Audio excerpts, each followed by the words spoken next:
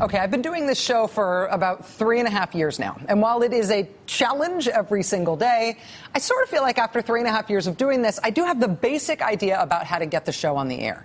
The staff that works on the show is tremendous. We have great support network-wide here at MSNBC. On most days, on most subjects, I feel like I've got all the support and all the help that I need right here in this building in order to get this show done. But there are certain days, and today is one of them, where I come to realize that I need a little outside help. In this case, I need help from fourth graders in public school in the great state of Maine. Let's see. Does this still work? Oh, yeah, that works. This is my secret way, subtle, of signaling to the fourth graders of the great state of Maine that I need your help. If you grow up in Maine and you go to public school there, somewhere around fourth grade, you learn a song. You learn to memorize all 16 counties in Maine by singing them to the tune of Yankee Doodle. Watch. The 16 counties in our state are Cumberland and Franklin, Scattapus and Somerset, Aroostook and Muscogin, Saginaw, Kennebec, Lincoln, Oxford, Hancock, Walla, Washington, Ta-da! That is Maine's 16 counties set to the tune of Yankee Doodle and sung by Maine fourth graders. That clip courtesy of the Maine Center for Public Health. So Maine fourth graders, as we agreed before that I would do this in case I ever needed your help, I need your help. Your state has 16 counties, right? For some reason, though, certain residents in 3 of Maine's counties are being treated right now as if they do not exist. Right now, certain Maine residents in Washington County, Waldo County, and Kennebec County are being treated as if they are not actually residents of Maine at all. All right, let me back up for a second. So far this year, as we've talked about on the show before, the Republican process of picking a presidential nominee has been an absolute mess. It started in Iowa, where the Republican Party first declared that Mitt Romney won the state.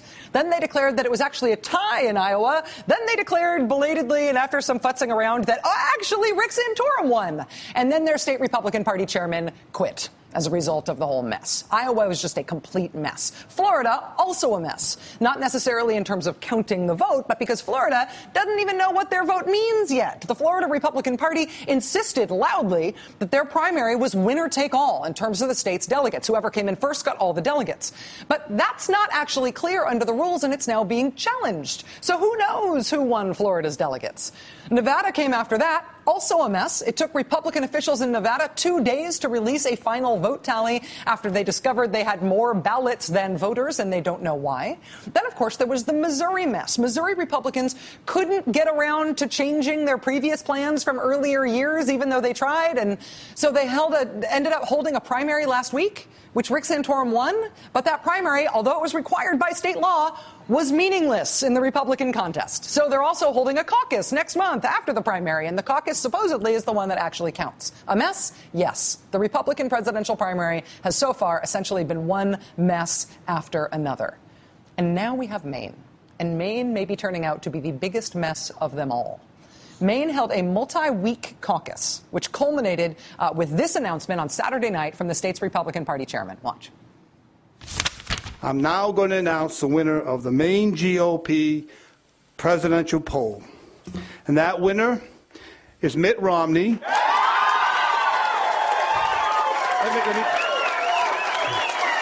Excuse me. According to the Maine Republican Party, whose chairman you just saw there, Mitt Romney won Maine's caucus with 39% of the vote. Ron Paul came in second with 36% of the vote. The margin of victory for Mr. Romney was a razor-thin 194 votes. So case closed, right? Ha. Not by a long shot. Remember those 3 Maine counties I mentioned earlier, Washington County, Waldo County, and Kennebec County? Turns out that lots and lots of Republicans living in those 3 counties who voted in the presidential preference poll never actually had their votes counted by the Maine Republican Party. Republicans in Washington County postponed their caucuses on Saturday because of a snowstorm they expected to hit the area. And even though they are planning to vote instead this coming weekend, that's something they postponed the caucus to, the state Republican Party has already said, in Washington County, your votes won't count. They said no additional votes will be counted. So sorry, Washington County, you don't count. Republicans in Waterville, Maine, which is in Kennebec County, did vote as they were supposed to last week. But their vote total, as you see here, shows up, look at the right, on the right there, shows up as a 0 in the Republican Party's official results. That's not because nobody showed up in Waterville. It's apparently because a contact person in Waterville didn't phone in the results on time, even though the vote took place on time. Even though the state party now has the results from Waterville, sorry, too late, we're not counting you either. Then there's Waldo County. Even though nearly all Waldo County towns held caucuses on February 4th, which was a full week before the Maine Republican Party announced its supposedly final results, here's how most of Waldo County's votes look in the official Republican Party's results list. 0 votes, 0 votes, 0 votes, 0 votes. Why is Waldo County not being counted? Who knows? We contacted the Maine Republican Party today to find out what the heck happened to all of Waldo County's votes. So far, we have not heard back. Again, the margin of victory for Mitt Romney in Maine was 194 votes. That's called a hair. He beat Ron Paul by a hair. And even though lots of Republicans in 3 of Maine's 16 counties did not have their votes counted at all, the Republican Party there is somehow standing by Mitt Romney as the winner and saying nothing else is going to be counted. Since the Maine Republican Party will not answer any of our questions about this fine mess, it's sort of up to you, Maine fourth graders. It's up to you to help us understand why of the 16 counties that you sing about, only 13 count. As we await the help from our fourth graders, let's bring in someone who is in the middle of all this mess. Joining us now is Doug Wead, senior advisor to the Ron Paul campaign. Mr. Wead, thank you very much for coming back. Thanks for being here. Thanks for having me, Rachel. Simple question. Who won the Maine caucus? Well, we won as far as getting the delegates are concerned.